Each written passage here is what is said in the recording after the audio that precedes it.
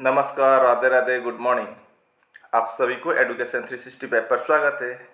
आज का इस वीडियो में आपको टोटल 15 सवाल देखने को मिलेगा, जिनमें से 7 सवाल मैथ्स का और बाकी 8 सवाल रीजनिंग का होगा।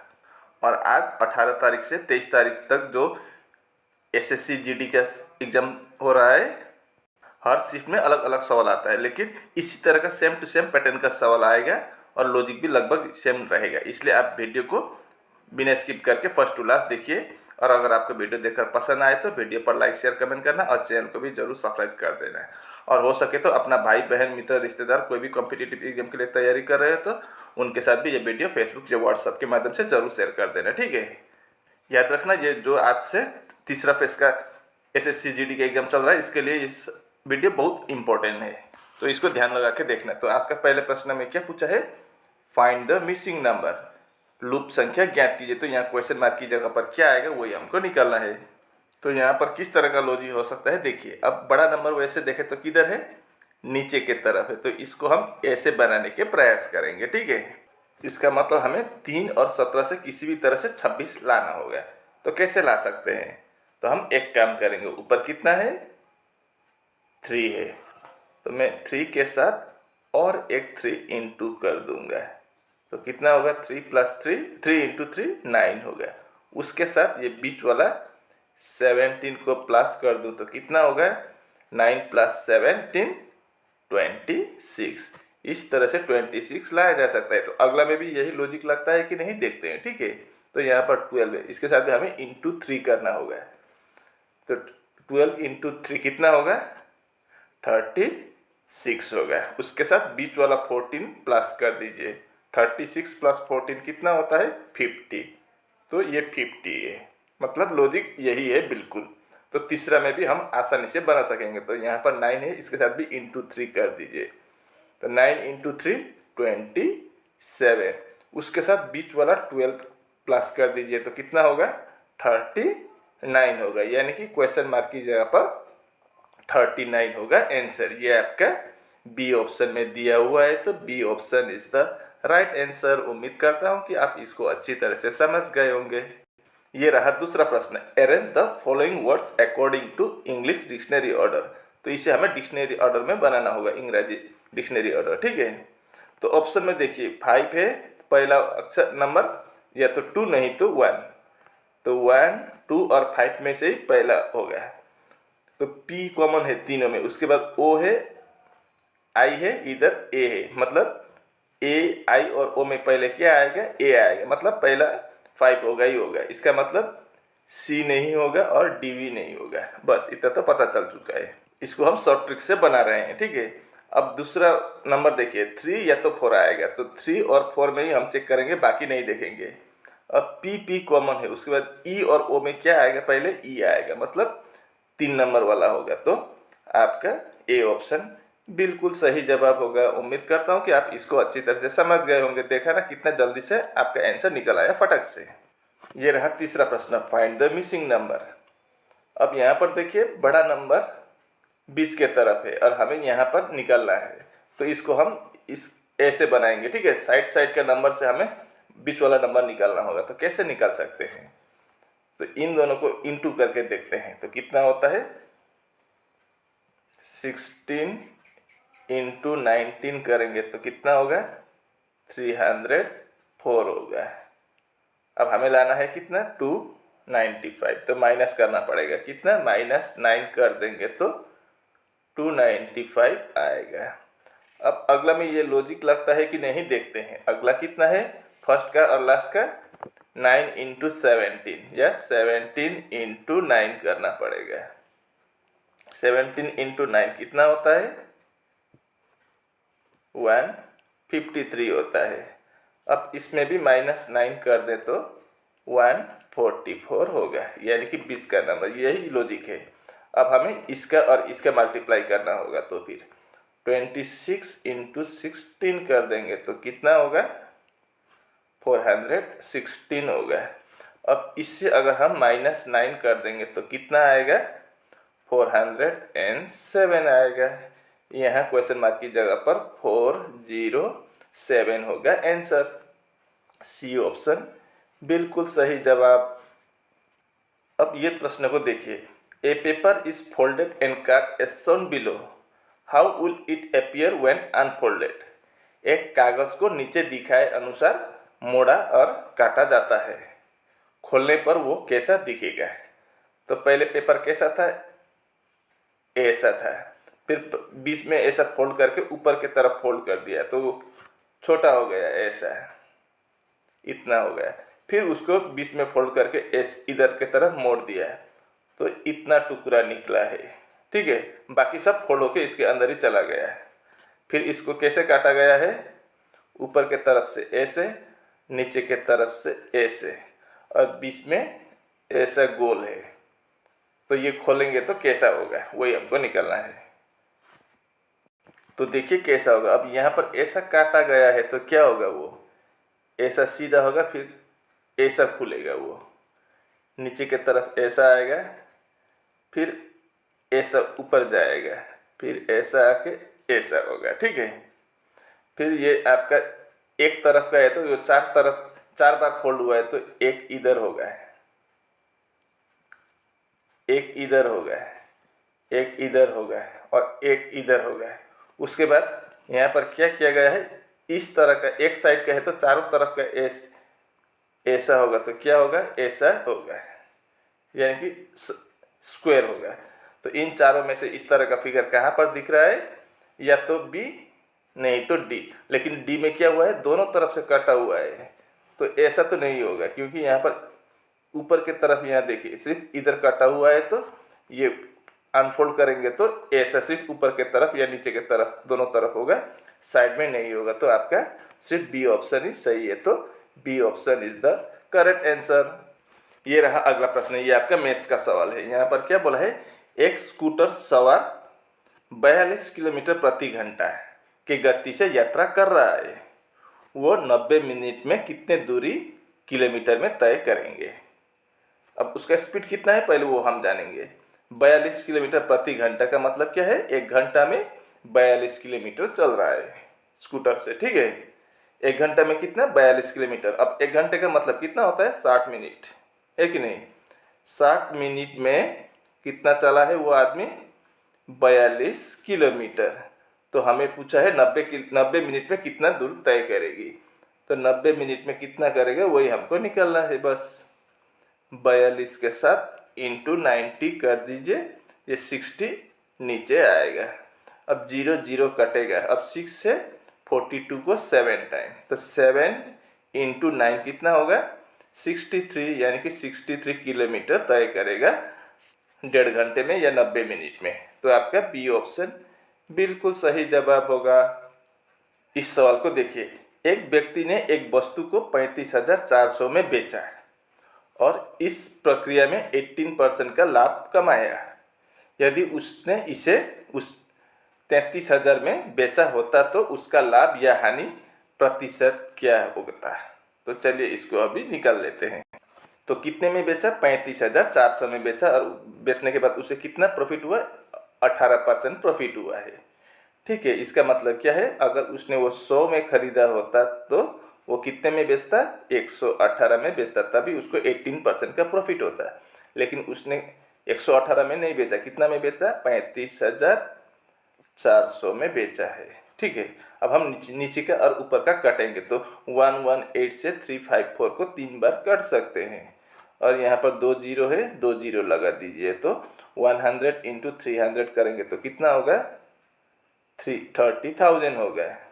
मतलब ये 30,000 क्या है पता है, कॉस्ट प्राइस है, मतलब उसका क्रय मूल्य। वो सामान उसने 30,000 में खरीदा था और 35,400 में बेच दिया, तभी उसको 18% का प्रॉफिट हुआ है।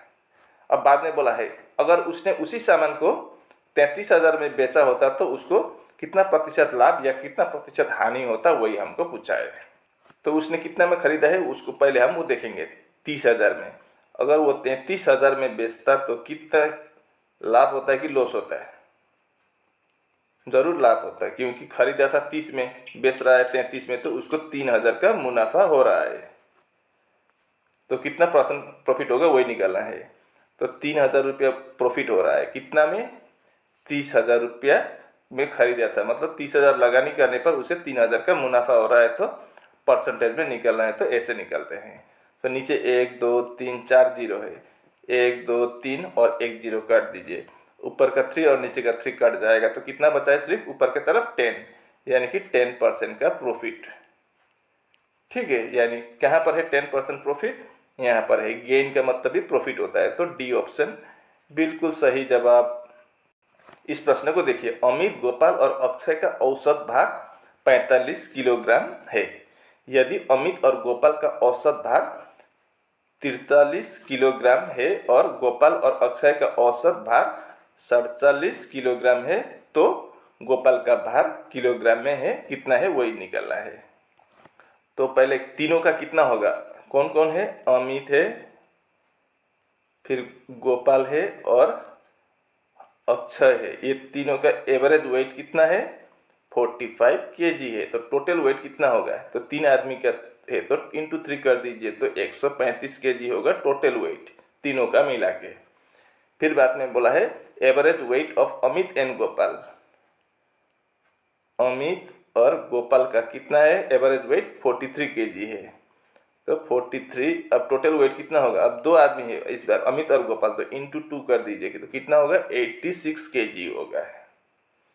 ठीक है, अब फिर तीसरी बार बोला है गोपाल और अक्षय का एवरेज वेट कितना है, गोपाल और अक्षय का 47 केजी है एवरेज, तो टोटल वेट कितना होगा, 49 नहीं 47, तो इंटू 2 कर दीजिए तो कितना होगा, 94 केजी होगा।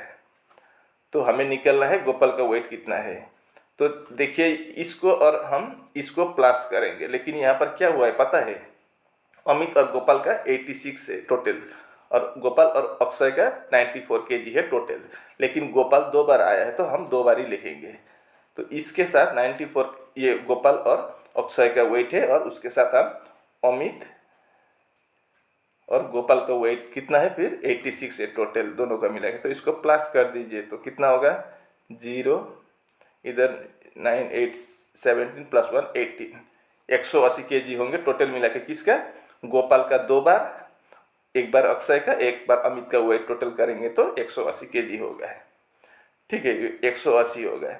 उससे हम क्या करेंगे, अमित का, गोपाल का और अक्षय का एक एक बार दिया गया है तीनों का, तो कितना केजी हो रहा है वो तीनों, 135 हो रहा है, तो माइनस कर दीजिए तो 45 हो गया।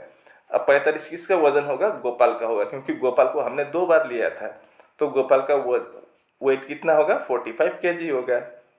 डी ऑप्शन बिल्कुल सही जवाब। उम्मीद करता हूँ कि आप इसको भी अच्छी तरह से समझ गए होंगे। ये भी मैथ्स का है। यहाँ पर बोला है मूलधन रुपए में पर मूलधन पर 5 वर्ष के अवधि के लिए 9% प्रति वर्ष की दर से साधारण ब्याज 531 है। मूलधन रुपए में है तो मूलधन हमें निकलना है, यानी कि प्रिंसिपल। तो इसका फार्मूला क्या होता है, simple interest, SI equal to PRT divide by 100। हमें क्या निकलना है, प्रिंसिपल यानी कि मूलधन। तो प्रिंसिपल इक्वल टू क्या होता है, R और T नीचे होगा, ऊपर SI इंटू 100 होगा। अब इनका वैल्यू लिख देंगे तो आसानी से निकल आएगा। तो SI यानी सिंपल इंटरेस्ट कितना है, 531 इंटू 100। नीचे क्या है, R का मतलब रेट कितना है, 9% है, तो 9 लिख दीजिए, इंटू T, टाइम कितना है 5 वर्ष के लिए, तो 5 लिख दीजिए। अब 9 से 9 इंटू 5 45, 53 से 45 चला गया है तो कितना बचेगा, 8 8 और 1 81, 81 को 9 से 9 बार यानी कि 59 टाइम काट सकते हैं। अब हम 5 से 100 को 20 बार काट सकते हैं, तो कितना बचा है, 9 into 2 18, carry over 1, 5 into 2 10 plus 1 11, 0 का 0, यानी कि 1180 रुपया होगा मूलधन। डी ऑप्शन बिल्कुल सही जवाब। ठीक है, अब इस प्रश्न को देखिए, एक कस्बे की जनसंख्या में प्रति वर्ष 8% की वृद्धि होती है। यदि वर्तमान जनसंख्या 45,000 है तो 2 वर्ष बाद इसकी जनसंख्या क्या होगी। तो पहले जनसंख्या कितने हैं, 45,000 है, और हर साल कितना बढ़ रहा है, 8% बढ़ रहा है, तो 2 साल बाद कितना बढ़ेगा, टोटल कितना होगा वही हमको निकालना है। ठीक है, इसको कैसे करेंगे, इसको ऐसे करना होगा। अगर 100 जनसंख्या होता तो 8% हर साल बढ़ता है, तो अगली साल कितना होगा, 108 होगा। 100 जनसंख्या होता तो, लेकिन जनसंख्या कितना है, 45,000 है, तो 45,000 लिख दीजिए। अब नीचे का 2 जीरो, ऊपर का 2 जीरो कर दीजिए, तो 108 इंटू 450 करेंगे तो कितना आएगा, 48,600 होगा। मतलब पहले वर्ष फर्स्ट ईयर में जनसंख्या 45,000 से बढ़कर 48,600 होगा। अब अगली साल कितना होगा, अगले साल भी तो सेम ही होगा, ऐसा ही होगा कि अगर 100 जनसंख्या होता तो 108 होता, क्योंकि हर साल प्रति वर्ष बोला है 8% की वृद्धि होता है, तो 100 होता तो 108 होगा। लेकिन जनसंख्या बढ़कर कितना हुआ है, 45,000 नहीं, इस बार 48,600 पकड़ना होगा, क्योंकि पहले वर्ष इतना बढ़ चुका है, तो 48,600 कर दीजिए। अब नीचे का 2 जीरो, ऊपर का 2 जीरो कर दीजिए, तो 8 इंटू 6 48, यानी कि लास्ट में 8 होना चाहिए। तो लास्ट में 8 कहाँ पर है, 52,488 में है, तो आपका 52,488 होगा आंसर। ए ऑप्शन बिल्कुल सही जवाब। उम्मीद करता हूँ कि आप इसको भी अच्छी तरह से समझ गए होंगे। अगर समझ गए तो बिना हिचक के एक लाइक जरूर कर देना, और अगर आप चैनल पर नए हो तो चैनल को भी जरूर सब्सक्राइब कर देना। चैनल सब्सक्राइब करने का कोई चार्ज नहीं लगता है, ठीक है, फ्री। अब इस सवाल को देखिए, यहाँ पर क्या बोला है, माता और पुत्री का वर्तमान आयु का अनुपात 7:2 है। 12 वर्ष बाद उनकी आयु का अनुपात 9:4 होगा। माता की वर्तमान आयु क्या है, तो चलिए इसको हम निकाल लेते हैं, अंग्रेजी सवाल से बनाते हैं। ठीक है, तो माता का एम लिख देता हूँ मदर, और बेटी को डी लिख देता हूँ डॉटर। अब वर्तमान कितना है, माँ का और बेटी का अनुपात रेशियो 7:2 का रेशियो है, तो माँ के साथ x लगा दूंगा 7x होगा, बेटी के साथ भी पीछे x लगा दीजिए 2x होगा। इसका मतलब 2x और 7x माँ का होगा और डॉटर का 2x होगा। लेकिन क्या बोला है, 12 वर्ष बाद उनका रेशियो बदल कर क्या हो जाएगा, 9:4। तो 12 वर्ष बाद माँ का भी तो उम्र 12 वर्ष बढ़ जाएगा, बड़ा होगा, तो +12 कर दीजिए। और उसी तरह से बेटी का भी तो 12 साल बाद 12 वर्ष और बढ़ जाएगा, तो फिर +12 कर दीजिए। तो 12 वर्ष बाद क्या होगा, रेशियो 9:4 होगा। तो हम इस तरह से भी लिख सकते हैं। अब इसको हम क्रॉस मल्टीप्लिकेशन करेंगे ऐसे, तो 4 इंटू 7x कितना होगा, 28x plus 4 into 12 48 equal to 9 into 2x 18x plus 9 into 12 108। ठीक है, अब हम x को एक साथ बनाएंगे, तो 28x आपका लेफ्ट साइड में है, राइट साइड वाला 18x को इधर ले आइए, तो -18x होगा। उसी तरह से 108 राइट साइड में है, हम ये नंबर वाला लेफ्ट साइड का 48x को राइट साइड में ले जाएंगे, तो ये भी प्लस का माइनस हो जाएगा, तो कितना होगा 48। तो अब हम इसको ऊपर की तरफ बनाएंगे। ठीक है, तो 28x से 18x माइनस करेंगे तो कितना होगा, 10x इक्वल टू 108 माइनस 48 करेंगे तो 60 होगा। 10x का मतलब 60 है, तो x इक्वल टू कितना होगा, 60 डिवाइड बाई 10 कर दीजिए, 6 होगा। यानी कि x का वैल्यू कितना आया, 6 आया। तो हमें माँ का एज, करंट एज पूछा है, तो माँ का करंट एज कितना है, 7x है, तो 7 इंटू एक्स का वैल्यू 6 आया, तो 7 इंटू 6 कितना, 42 ईयर्स होगा माँ का उम्र। बेटी का उम्र पूछा होता है तो 6 इंटू 2 12 ईयर्स होता है, लेकिन हमें माँ का पूछा है तो 42 ईयर्स होगा आंसर। ये आपका सी ऑप्शन में दिया हुआ है, तो C option is the right answer. उम्मीद करता हूँ कि आप इसको भी अच्छी तरह से समझ गए होंगे। अब देखते हैं अगला प्रश्न में क्या पूछा है। ये रहा अगला प्रश्न, 400 अमरूद 1240 प्रति 100 के दर से खरीदे गए और 940 रुपये के लाभ पर बेचे गए। प्रति दर्जन अमरूद का विक्रय मूल्य रुपए में ज्ञात कीजिए। तो समझ गए ना सवाल को। 400 रुपये, टोटल 400 अमृत खरीदे गए और कितने रेट में खरीदे गए? प्रति 100 के 1240 रुपये है और उसे 940 रुपये लाभ पर, प्रॉफिट पर बेचे गए। तो प्रति दर्जन अमरूद का विक्रय मूल्य कितने दाम में बेचे हैं? 12 अमरूद का वैल्यू क्या है, रुपीस दाम कितना होगा वही हमको निकलना है बस। तो कितना था रेट? 1240 रुपये। लेकिन टोटल 400 अमरूद का नहीं है, ये प्रति 100 का 1240 है। तो 400 का दाम कितना होगा? 100 का दाम 1240 है, तो 400 का दाम इंटू 4 कर दीजिए। तो 0, 4 इंटू 4 16 का 6 कैरी ओवर 1, 12 इंटू 4 48 प्लस 1 49, यानी कि 4960 रुपये होगा टोटल 400 अमरूद का दाम मूल्य। और फिर उसमें क्या हुआ है? 940 रुपया प्रॉफिट हुआ है। ठीक है, तो इसके साथ ये भी जोड़ दीजिए 940 रुपये। तो 0, 6 प्लस 4 10 का भी 0, 9 9 18 प्लस 1 19 5, यानी कि उसने खरीदा था कितने में? 4000। ये आपका कॉस्ट प्राइस है 4960 और सेलिंग प्राइस है आपका 5900 रुपये। ठीक है, तो हमें 12 दर्जन कितने में बेचा है वही हमको निकालना है। तो इसको कैसे बनाएंगे अब 400 का मूल्य कितना हुआ है? 400 पीस का मूल्य आपका 5900 रुपये है। तो हमें 12 पीस का निकालना है। एक दर्जन का मतलब 12 पीस का कितना होगा वो निकालना है। तो 5900 इंटू 12 डिवाइड बाई 400। अब ऊपर का 2 जीरो, नीचे का 2 जीरो कट गया। अब हम 4 से 12 को 3 बार कर सकते हैं। तो ऊपर कितना बचा है? 59 इंटू 3, नीचे कुछ नहीं। तो कितना होगा? 9 into 3 27 carry over 2, 5 into 3 15 plus 2 17, यानी कि 177 रुपीस होगा 12 पीस का, यानी कि एक दर्जन का मूल्य। तो सी ऑप्शन बिल्कुल सही जवाब। उम्मीद करता हूँ कि आप इसको भी अच्छी तरह से समझ गए होंगे।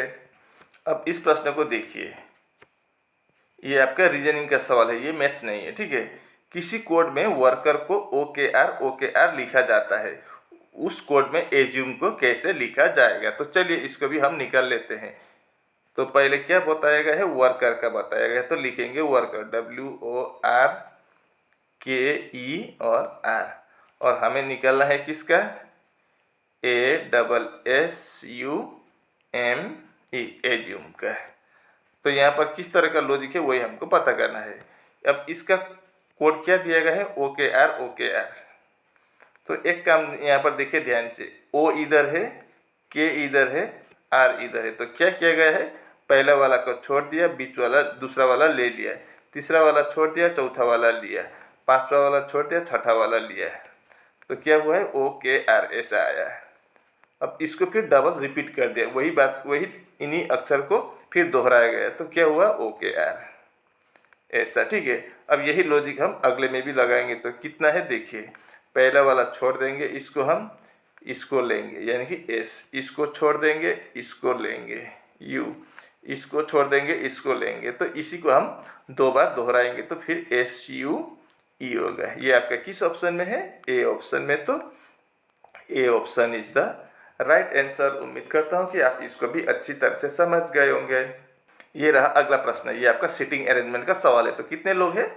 8 लोग हैं। ABCDEFG और H एक गोलाकार मेज के चारों ओर आमने सामने बैठकर दोपहर का भोजन कर रहे हैं, मतलब खाना खा रहे हैं। तो बीच के तरफ देख रहे हैं सभी।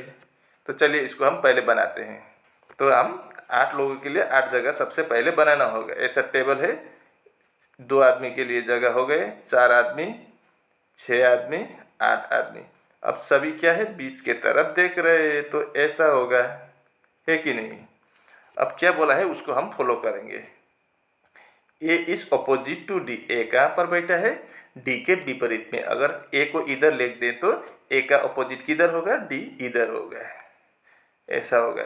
A is opposite to D, D के अपोजिट में है A, and third to the right of B, लेकिन B के तीसरे दाएं के तरफ है A। तो B का पहला दायां इधर, दूसरा दायां इधर, तीसरा दायां पर A, ये हो गया है। अब G is between A and F, G कहाँ पर है? A और F के बीच में। G को इधर लिखे तो F इधर होगा, G को इधर लिखे तो F इधर होगा, तो दोनों तरफ संभव है। तो इसको हम फिलहाल छोड़ देते हैं, जब तक कंफर्म ना हो तब तक नहीं बनाएंगे। अब H is to the immediate right of A, H कहाँ पर है? A के तुरंत दाहिने साइड पर, तो यहाँ होगा H। इसका मतलब G, अब ये छोड़ा था हमने, इसको हम लिख सकेंगे G is between A and F, G कहाँ पर है? A और F के बीच में, ये हो गया है। अब E is between C and D, C और D के बीच में E होगा, तो ऐसा होगा। अब who is sitting opposite to C, C के अपोजिट में कौन है? F है, तो बी ऑप्शन बिल्कुल सही जवाब। ठीक है, अब इस प्रश्न को देखिए, ये आपका वेन डायग्राम का है। Select the Venn diagram that best illustrates the best relationship among, किसका साथ रिलेशन निकालना है? इंडिया, गुवाहाटी और असम, यानी कि भारत, गुवाहाटी और असम के बीच सबसे अच्छा वाला वेन डायग्राम इन चारों में से कौन सा वाला होगा, वही हमको निकालना है। तो इन तीनों में सबसे पहले हमें जानना होगा कॉन्सेप्ट क्लियर क्या है, इंडिया, गुवाहाटी और असम के बीच। तो ऐसा होगा, देखिए गुवाहाटी जो है, गुवाहाटी कहाँ पर है? असम के अंदर है, तो ऐसा होगा। ठीक है, और असम कहाँ है? इंडिया के अंदर ही है, तो ऐसा होगा। तो यानी कि एक के दूसरे, तीनों एक के ऊपर दूसरा, दूसरे के ऊपर तीसरा, ऐसा है। तो इस तरह का फिगर कहाँ पर है? सिर्फ बी ऑप्शन में है, तो B option is the correct answer. अब इस प्रश्न को देखिए, कंप्लीट द एनालॉजी, सादृश्य को पूरा करें। तो क्या दिया गया है? 19:80 है, तो 23:96, तो 16 क्या है? अब 19 से 81 कैसे ला जा सकता है? तो एक काम करते हैं, 19 में 1 और 9 है कि नहीं, तो पहले मैं 9 का स्क्वायर कर दूंगा, तो कितना होगा? 81 होगा। उसके बाद ये आगे वाला को माइनस कर दूं तो 180 आ जाएगा। अब अगला में ये लॉजिक लगता है कि नहीं, देखते हैं। तो यहाँ पर पीछे का नंबर कितना है? 3 का स्क्वायर कर दूं तो 9 होगा, और आगे का 2 को माइनस कर दूं तो कितना होगा? 7 होगा। लेकिन यहाँ पर तो 96 है, तो ये इस तरह से कतई नहीं होगा। तो हमें मल्टीप्लाई करना होगा 19 से 80 लाने के लिए। तो डायरेक्ट 19 से 80 तो नहीं आता है, तो हम एक काम करेंगे, 19 इंटू 4 कर देंगे, कितना होगा? 76 होता है। फिर इसमें +4 कर दें तो 80 आ जाएगा। अब यही लॉजिक अगला में लगता है कि नहीं, देखते हैं। कितना है? 23 है, तो 23 इंटू 4 कर दूं तो कितना होता है? 92 होता है। फिर इसमें भी +4 कर दूं तो 96 आएगा। लो, 96 भी आ गए। तो यही लॉजिक से हम तीसरा वाला भी निकाल सकेंगे। तो 16 इंटू 4 कर दूं तो कितना होगा? 64 होगा। फिर इसमें भी +4 कर दूंगा तो 68 आएगा, यानी कि क्वेश्चन मार्क की जगह पर 68 होगा आंसर। ये आपका बी ऑप्शन में दिया हुआ है, तो B option is the right answer. उम्मीद करता हूँ कि आप इसको भी अच्छी तरह से समझ गए होंगे, और इसी के साथ आज का वीडियो यहीं पर समाप्त होता है। आप सभी को ध्यानपूर्वक वीडियो देखने के लिए धन्यवाद। अगर आपको वीडियो देखकर पसंद आए तो वीडियो पर लाइक, शेयर, कमेंट करना, और चैनल को भी जरूर सब्सक्राइब कर देना। मैं ऐसे मुद्दे लेकर अगले वीडियो में कल फिर हाजिर हूँगा। तब तक के लिए मुझे विदा दीजिए। आपका दिन शुभ हो। राधे राधे।